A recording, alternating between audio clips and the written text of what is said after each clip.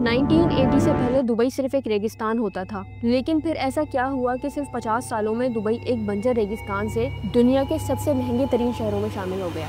ज्यादातर लोगों को ये गलतफहमी है कि दुबई भी दूसरे गल्फ कंट्रीज की तरह तेल बेचकर अमीर बन गए, लेकिन असल में तेल का दुबई की जीडीपी में 1% से भी कम हिस्सा है। तो फिर सवाल ये उठता है कि अगर तेल नहीं तो दुबई की तरक्की का राज आखिर क्या है? इसका सिर्फ एक ही जवाब है और वो है दुबई के अक्लमंद और विजनरी लीडर्स। 1980 में दुबई में सिर्फ एक ही ऊंची बिल्डिंग थी जिसका नाम था दुबई वर्ल्ड ट्रेड सेंटर, और आज दुबई में तकरीबन 300 के करीब स्काई स्क्रैपर्स हैं। दुबई के पास दुनिया की सबसे ऊंची इमारत यानी बुर्ज खलीफा का रिकॉर्ड है, लेकिन अब वो अपना ही रिकॉर्ड तोड़ने जा रहे हैं एक और न्यू बिल्डिंग बनाकर, जिसका नाम है दुबई क्रीक। ये हाइट में तकरीबन 1300 मीटर ऊंची होगी, जबकि बुर्ज खलीफा की हाइट तकरीबन 800 मीटर है। दुबई इतना अमीर है कि यहाँ पुलिस भी कोई नॉर्मल गाड़ियों में नहीं घूमती। इनके पास सुपर कार्स हैं जैसे कि एस्टन मार्टिन, बेंटले और लैम्बोर्गिनी।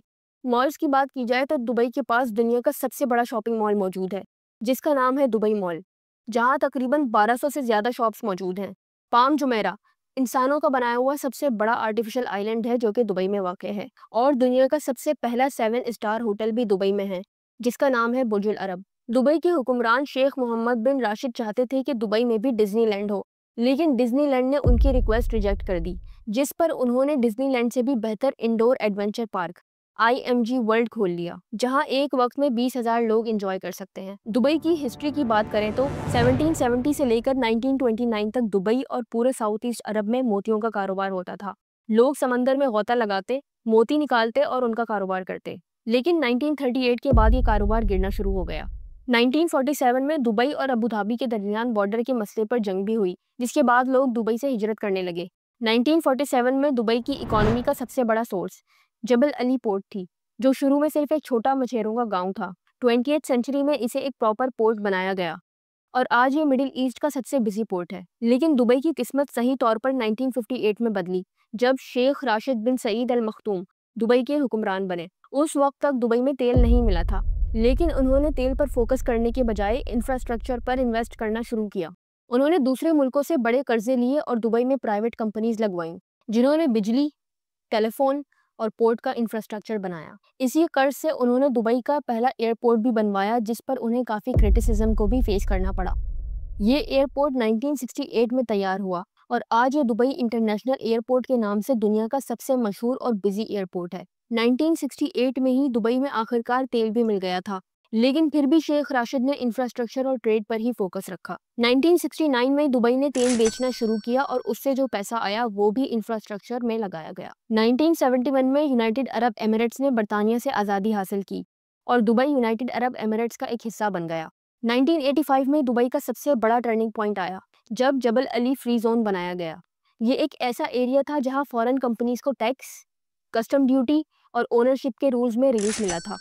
ये फ्री जोन 57 स्क्वायर किलोमीटर्स में फैला हुआ है और दुनिया का सबसे बड़ा फ्री जोन माना जाता है। यहाँ कंपनीज की तादाद चंद महीनों में हजारों तक पहुंच गई। इसकी एक वजह तो गवर्नमेंट की तरफ से दी जाने वाली अट्रैक्टिव ऑफर्स थी, और दूसरी ये कि जबल अली पोर्ट इस फ्री जोन के अंदर था, जो किसी भी कंपनी के लिए बहुत बड़ा बेनिफिट था। दुबई की गवर्नमेंट ने फिर मजीद छोटे फ्री जोन्स बनाना शुरू किए और आज दुबई में तकरीबन 30 फ्री जोन्स हैं। इनमें लाखों लोगों को जॉब्स मिलती हैं और इन जोन्स का दुबई की जीडीपी में तकरीबन 60% से ज़्यादा हिस्सा है। 1985 में दुबई ने अपनी एयरलाइन भी स्टार्ट की, जिसका नाम एमिरेट्स रखा गया। वाज़ेह रहे कि ये एयरलाइन लॉन्च करवाने में पाकिस्तान ने दुबई की बहुत हेल्प की थी। दुबई गवर्नमेंट ने इस एयरलाइन को टैक्स फ्री रखकर इसे दुनिया की बड़ी एयरलाइंस में शामिल करने में अपना किरदार अदा किया। आज दुबई को लोग एक अलग मुल्क समझते हैं, लेकिन दरअसल दुबई यूनाइटेड अरब एमिरेट्स का एक शहर है। यहाँ सिटीजनशिप सिर्फ उन्हें मिलती है जो 1925 से पहले से यहाँ हैं या जिनके पेरेंट्स UAE के नेशनल हैं। यहाँ सिटीजन्स को free education, health care, housing allowance और मंथली इनकम भी मिलती है। प्राइवेट सेक्टर में काम करने पर भी गवर्नमेंट टॉपअप देती है। साथ ही दुबई गवर्नमेंट ने इनकम टैक्स को भी ख़त्म कर दिया, जिसका नतीजा ये हुआ कि दुनिया भर के इंजीनियर्स, डॉक्टर्स और बिजनेसमैन दुबई आकर सेटल होने लगे। आज दुबई की 90% आबादी फॉरेनर्स की है और सिर्फ 10% लोग लोकल अरब्स हैं। इन 90% फॉरेनर्स में ज़्यादातर लोग इंडिया, पाकिस्तान, नेपाल और बांग्लादेश से हैं। आज दुबई एक ऐसा शहर है जहाँ के बस स्टॉप्स तक एयर कंडीशनड हैं और आप वहाँ सोना वेंडिंग मशीन से भी खरीद सकते हैं। यही सब चीज़ें दुबई को दुनिया का सबसे यूनिक शहर बनाती हैं और इस यूनिकनेस की वजह से दुबई इतना कामयाब हुआ है। दुबई ने दुनिया को दिखाया कि अगर विजन हो तो रेत के टीले को एक तरक्की याफ्ता शहर बनाया जा सकता है। लेकिन पिज़्ज़ा हट पाकिस्तान ने ये भी दिखाया कि अगर गलतियों से ना सीखा जाए तो एक एम्पायर भी ज़मीन बोस हो सकता है। इस वीडियो पर क्लिक करके देखें कि कैसे एक फास्ट फूड जाइंट अपनी ही गलतियों के नीचे दब गया। वीडियो पसंद आई हो तो kindly make sure you hit the like button and subscribe to my channel as it really helps. तो मिलते हैं अगली वीडियो में।